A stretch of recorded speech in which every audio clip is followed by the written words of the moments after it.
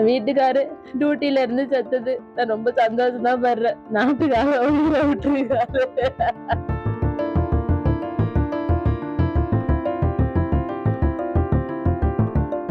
என் குடும்பத்துல எல்லாருமே என்கிட்ட சொல்லாம தான் வச்சிருந்தாங்க. நானா தான் கண்டுபிடிச்சேன். எனக்கு தெரியக்கூடாது நான் மாசமா இருக்கேன் அப்படின்னு சொல்லிட்டு மறைச்சு வச்சிருந்தாங்க.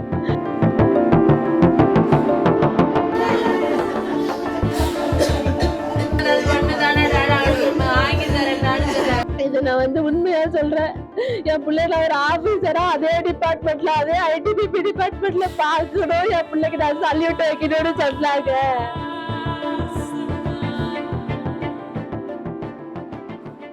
என் வீட்டுக்காரன்ட்ட செவ்வாய்க்கிழமை காலையில் 9:40 வரலும் ஃபோன் பண்ணி, சாப்பிட்டியாம்மா, நீ சாப்பிட்டியா, பிள்ளை சாப்பிட்டானா, மாத்திரை போட்டியாம்மா, நான் கன்சீவாக இருந்தேன், 47வது பெட்டாலியனில் தான் இருந்தோம், ஜம்முவில் தான் நாங்கள் இருந்தோம், கன்சீவாக இருந்தனால தான் நான் வந்தேன், இல்லாட்டி நான் வந்திருக்க மாட்டேன்.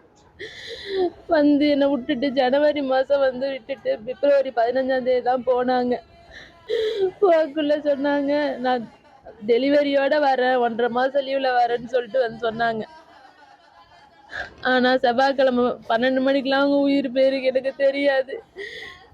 போலீஸ் ஸ்டேஷன்ல இருந்து போன் வந்துச்சு. அப்புறம் என் வீட்டுக்கார செல்லுக்கு நான் போன் பண்ணினேன். ஒருத்தவங்க எடுத்தாங்க. எடுத்து நீங்க யாருன்னு என்ன கேட்டாங்க. நான் சொன்னேன் இந்த மாதிரி பிரேம் ஒய்ஃப்னு நான் சொன்னேன். அப்ப என்ன சொன்னாங்கன்னா, உங்க வீட்டுல யாராவது பெரியவங்க இருந்தா சொல்லுங்க, அவங்களுக்கு உடம்பு சரியில்லை. நான் சொன்னேன் எங்களுக்கு யாரும் இல்லை, நீங்க என்கிட்ட சொல்லுங்கன்னு சொன்னதுக்கு அவங்க உடனே போனை வச்சுட்டாங்க.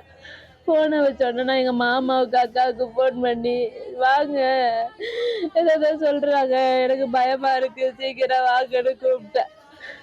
எங்கள் மாமா அக்காலாம் வரதுக்காட்டியுமே நியூஸ் சொல்லிட்டாங்களாம். என்கிட்ட மறைச்சி வச்சுருந்தாங்க. எனக்கு தெரியக்கூடாது நான் மாசமா இருக்கேன் அப்படின்னு சொல்லிட்டு மறைச்சி வச்சுருந்தாங்க. ஆனால் அவங்க ஃப்ரெண்ட்ஸ் எல்லாமே நாங்கள் லேல இருந்தோம், 5th பெட்டாலியனில் இருந்தோம். அங்கே உள்ள அண்ணங்க எல்லாருமே ஸ்டேட்டஸ் வச்சுருந்தாங்க. அதை வச்சு நான் கண்டுபிடிச்சிட்டேன்.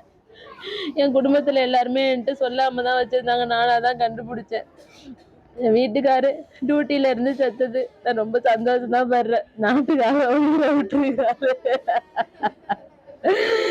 அவங்க சொன்னாங்க 15 வருஷம் சர்வீஸா இருந்தாலும் நான் 60 வயசு வரலாம் அங்கதான் வேலை பார்ப்பேன், நான் வரமாட்டேன், எனக்கு அவ்வளவு பிடிக்கும், நான் வேலையை ரொம்ப ரொம்ப ரொம்ப ரொம்ப பிடிச்சி வேலை பார்க்குறேன். என் பிள்ளைய இது நான் உண்மையா சொல்றேன்.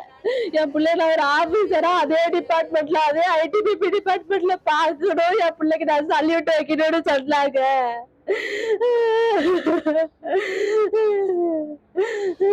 சந்தோஷம் படுறேன், வேற எதுவும் சந்தோஷப்படல. என் பிள்ளைய நான் அதுலயே கொண்டுட்டு என் புருஷனுக்காக நான் அதை ஒரு பெரிய ஆபீசரா கொண்டுட்டு வரணும். இன்னும் என் புருஷன் மூஞ்ச நான் பாக்கல. நேற்று ஃபிளைட்டு கேன்சல் ஆனதுனால இன்னைக்கு நைட்டு தான் வருவாங்கன்னு சொல்லியிருக்காங்க.